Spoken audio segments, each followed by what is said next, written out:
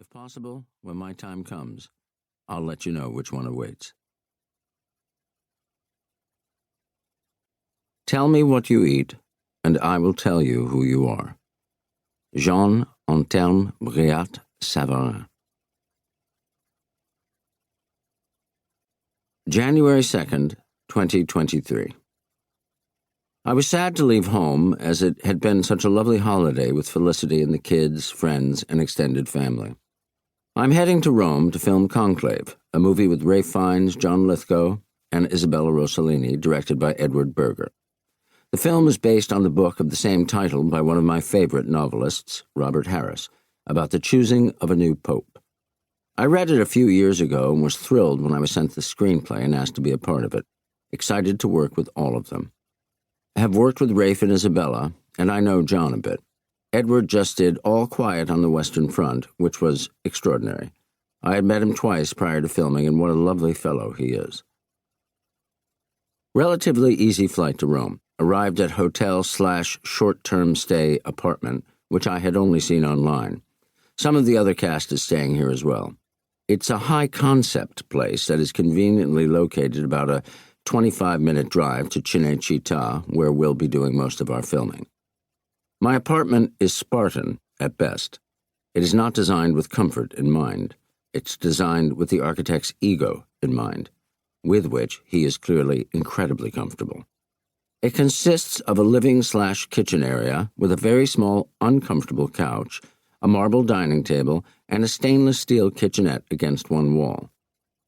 It has one rather small bedroom with a bed that looks like a bed should look, but feels like a bed shouldn't feel.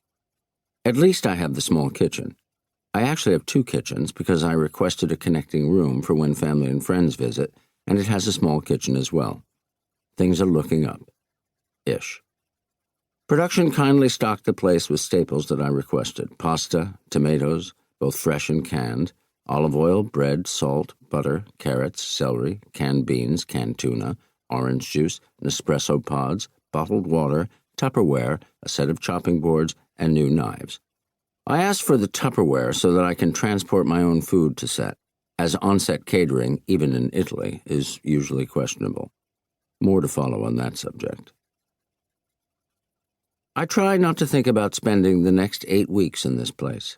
I am already missing my family and my house, especially the kitchen, and my bed, because my bed at home feels like an actual bed, as opposed to those marble slabs used for making fudge.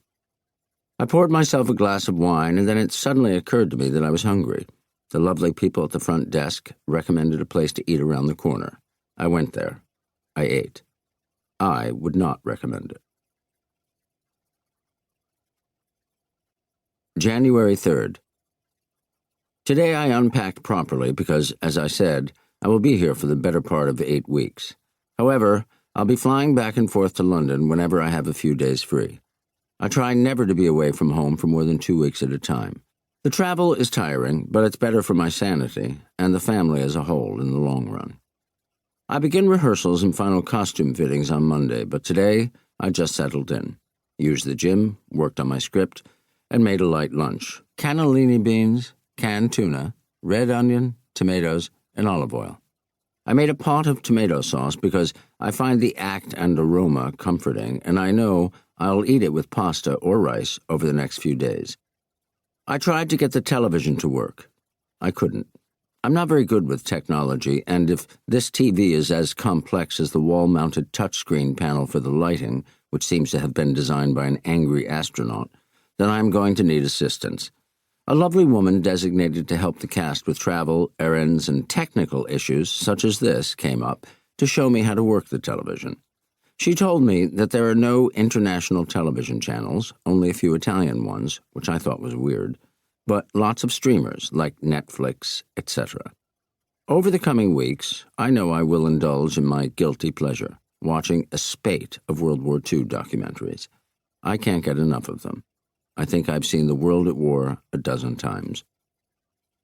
The weather in Rome this time of year rivals London. Actually, it's worse. Very cold and very wet. Tonight I had dinner with my friend Claudia and her husband Andrea. I met Claudia many years ago here in Rome, and we have remained friends. I wrote about